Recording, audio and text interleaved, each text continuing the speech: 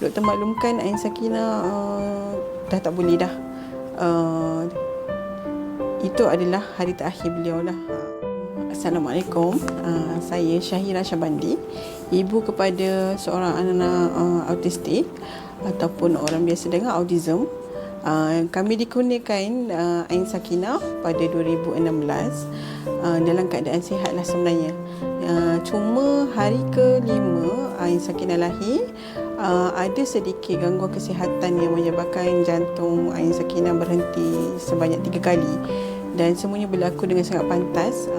Ketika CPR yang terakhir tu, doktor maklumkan Ain Sakinah dah tak boleh dah. Itu adalah hari terakhir beliau lah.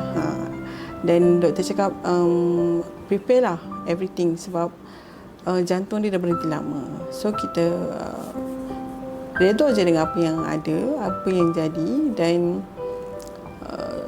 until now dah 10 tahun dah sebenarnya.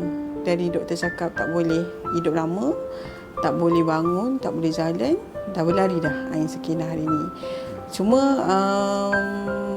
pelbagai cabaran dan banyaklah benda yang mengajar kami sekeluarga supaya agar sabar, tak pernah putus asa, dan kita usaha yang terbaik supaya kita menunaikan hak sebagai ibu bapa kepada anak autism ni.